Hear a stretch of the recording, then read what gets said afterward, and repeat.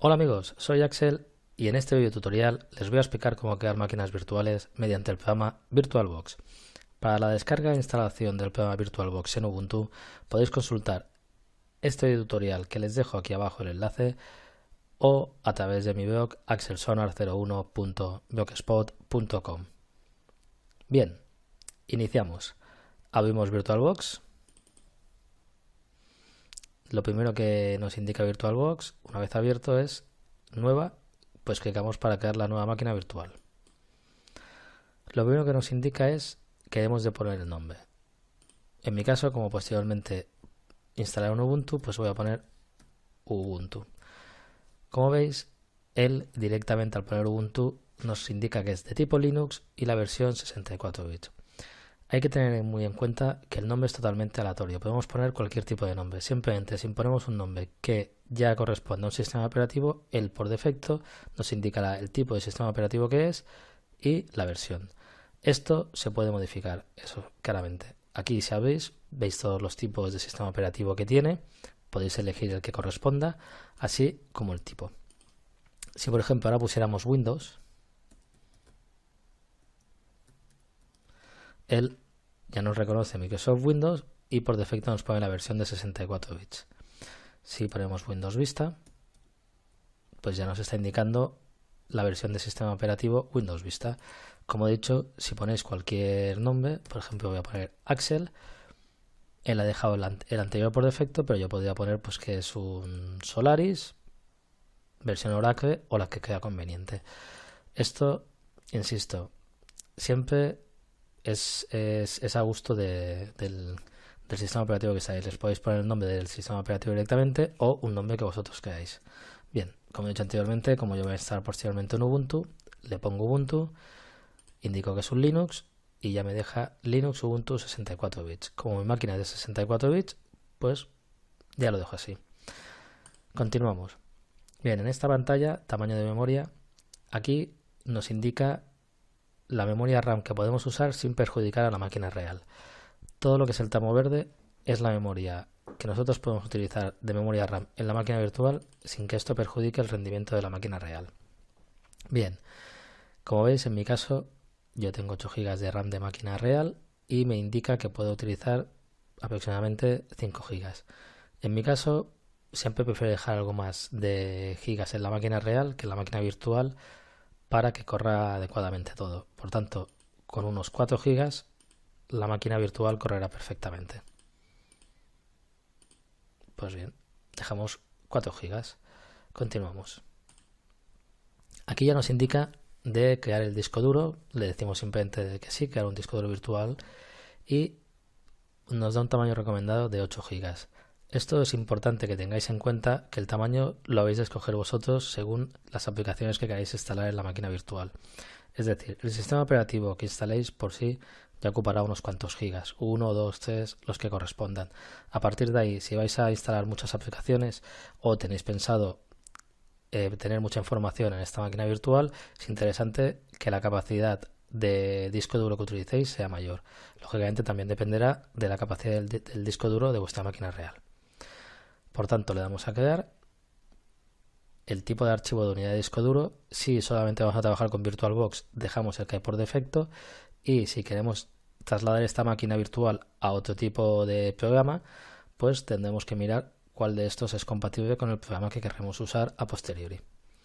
Le damos a siguiente, nos indica si queremos que sea dinámico o en tamaño fijo, y explico. Dinámicamente quiere decir que a medida que vayamos instalando cosas, se irá incrementando el tamaño que utilicemos de disco duro hasta llegar al tamaño máximo que habemos creado. Es decir, si hemos puesto 20 gigas y el sistema operativo de inicio ocupa 5, pues realmente solo tendremos en la máquina real 5 gigas ocupados. A medida que vayamos poniendo aplicaciones, archivos, etcétera, se irá incrementando hasta llegar a los 20 gigas. Si ponemos tamaño fijo y ponemos 20 gigas, directamente nos generará un espacio en el disco duro de 20 gigas. Yo en mi caso siempre prefiero trabajar con el tamaño fijo, porque de esta manera siempre sé el tamaño que tengo y no estoy a expensas de que me lo vaya incrementando. Por tanto, es una manera para mí de controlar mejor el disco duro. Damos a siguiente Como he dicho, voy a poner Ubuntu. En principio está en la versión 14.04, por tanto le pongo ya Ubuntu 14.04.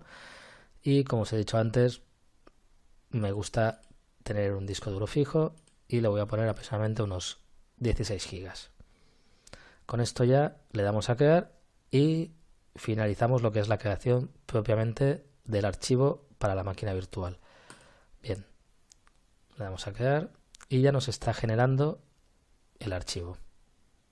Esto puede tardar unos minutos dependiendo de la capacidad de vuestra máquina y sobre todo del tamaño del archivo. Bien amigos, como veis ya estamos finalizando el proceso de creación de nuestra máquina virtual.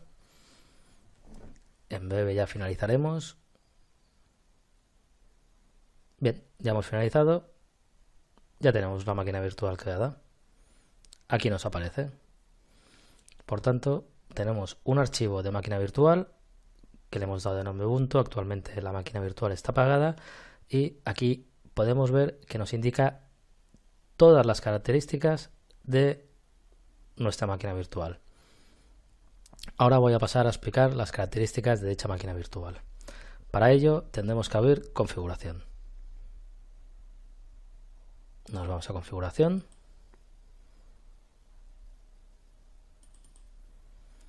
Y empezamos.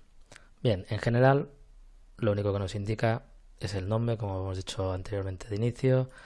En avanzado podemos ver dónde se ha creado el archivo. Descripción si queremos indicar algo. Sistema, esto es importante. Aquí, si quisiéramos, podríamos modificar la cantidad de memoria RAM que le tenemos asignada. Si vemos que nuestra máquina virtual corre muy lenta o, por el contrario, la máquina real se amorra, pues modificando la RAM posiblemente lo mejoremos. La orden de arranque, muy importante. Esto para que lo entendamos todos, es cómo queremos que arranque nuestra máquina virtual, qué es lo que queremos que chequee. Es decir, en la máquina real, a través de la BIOS, nosotros indicamos si lo primero que chequea es el CD, el disco duro, el USB en el caso que haya, etcétera. Pues aquí es exactamente lo mismo. Esto es como si fuera la BIOS de arranque del sistema. Por tanto, si nosotros queremos instalar un sistema operativo de inicio, lo ideal es que pongamos lo primero que chequee sea CD, DVD, porque de esta manera cuando arranque mirará qué archivo de inicio hay en el CD-DVD y lo arrancará.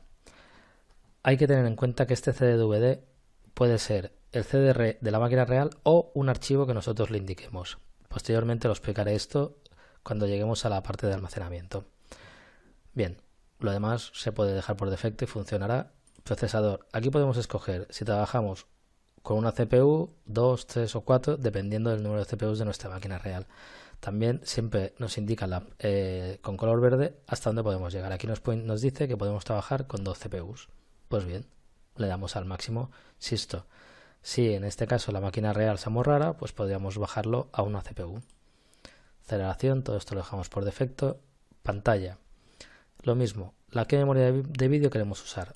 Nos indica que podemos usarla toda, pues la ponemos toda. Si queremos habilitar aceleración 3D, aceleración 2D, esto ya dependerá de la tarjeta de vídeo que tengáis. Importante, almacenamiento, lo comentaba anteriormente. Control ID, nos vamos a vacío y como veis aquí nos está diciendo unidad CD-DVD, lo que os comentaba antes. Podemos utilizar la real, ¿vale? O por el contrario, que es lo que yo recomiendo, es que utilicéis un archivo. Es decir, nos vamos aquí y vamos a seleccionar un archivo de disco virtual de CD-DVD. Y esto simplemente nos abre las carpetas que tenemos de la máquina real. Yo en mi caso ya tengo preparado en descargas el archivo ISO de Ubuntu 14.04. Por tanto, en el momento que arranque mi máquina virtual, lo primero que hará será chequear su arranque, verá que es CD-DVD y me arrancará esta ISO, por lo cual podré instalar directamente este archivo.